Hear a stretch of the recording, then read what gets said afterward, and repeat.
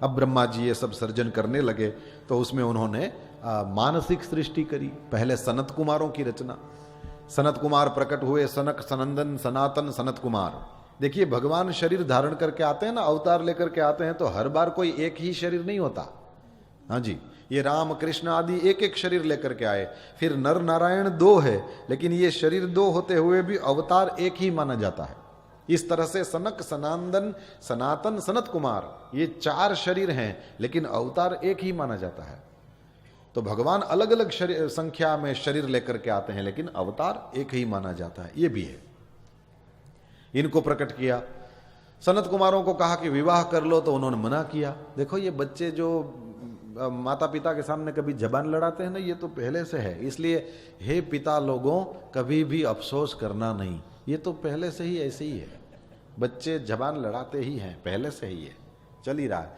और हे बच्चों, कभी भी यदि पिताजी डांटें तो बिल्कुल उसमें अफसोस नहीं करना, क्योंकि यहां ब्रह्मा जी को भी क्रोध आया है, तो आपके पिताजी को भी आ सकता है। उस समय उनको ब्रह्मा स्वरूप जान करके प्रणाम करके धीरे से खिसक लेना।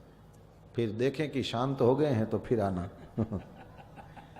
क्या करें, जैसे पहले या दूसरे दिन महाराज श्री कह रहे थे, इनको क्या लेना देना तुम्हारे घर में क्या चलता, लेकिन फिर भी वे इंटरेस्ट रखते हैं कि तुम प्रसन्न रहो, तुम्हारी बेटियां प्रसन्न रहे, तुम्हारी बहुएं प्रसन्न रहे, तुम्हारे बेटे प्रसन्न रहे, तुम प्रसन्न रहो। उस तरह से इसमें भागवत में तो ऐसा कहते हैं कि ये 7वें दिन गोकर्ण कथा सुना रहा था, तो 7वें दिन वो बांस फटा और उसमें धुंधुकारी निकला और वो एकदम विष्णु भगवान जैसा हो गया था। महाराज जी के सामने मैं बोल रहा हूँ कि झूठ तो बोल नहीं सकता, 20 साल से भागवत करता हूँ, मेरे कभी बांस फटा नहीं, कोई धुंधुकारी निकला नहीं, आज तक नहीं निकला। और ये ठंडी की सीजन में तो ठीक है, गर्मी की सीजन में वो बांस में कोई छोटा सा छेद तक नहीं हुआ आज तक। मेरे को हमेशा, मैं बांस को देखो, लेकिन कोई कभी कुछ निकला नहीं मेरा, तो ये क्या होगा। फिर गुरुजन समझाते हैं, यही है ना कि वो सोफे में घर में बैठे बैठे एयर कंडीशन कमरों में बुक्स पढ़े जा सकते हैं, लेकिन वो बिटवीन द लाइंस कहते हैं, वो 2 लाइन के बीच में क्या लिखा है, ये तो किसी गुरु के चरण में बैठ करके ही सीख पाओगे।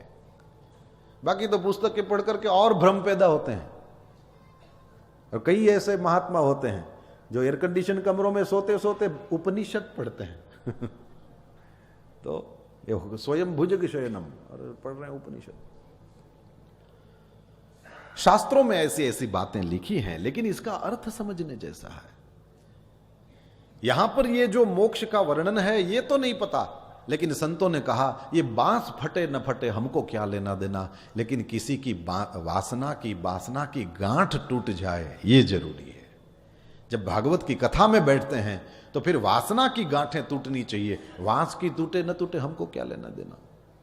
ये तो केवल प्रतीक के रूप में रखा जाता है, लेकिन वक्ताओं को पता है, संत जन जानते हैं। जब उनके प्रवचनों को लोग सुनते हैं, जब उनकी सलाहों को, चाहे प्राइवेट में दी गई हो चाहे पब्लिक में दी गई हो, उन सलाहों को सुनकर के कई लोगों की वासना की गांठें टूटती हैं, ये दिखाई देता है। तो ये सारी चीजें कहने का भी मतलब यही है कि 1-2 गांठें टूट जाए बस। आप कुरुक्षेत्र में हैं, आज फिर याद दिला दूं, वो बुधवार और अष्टमी है और भागवत कथा जैसा प्रसंग है। कथा सुनते हुए अपने मन की गांठ टूटनी चाहिए, मन में सोचना चाहिए कि वो फला आदमी मुझे बुलाता नहीं है, वो मेरे से वैर मानता है, मैं आज उसको फोन करके बता दूंगा कि अब मेरे मन में कोई वैर नहीं है, मैं इस गांठ को लेकर के मरना नहीं चाहता, मैंने आज ही खोल दिया, तुम्हारी तुम जानो।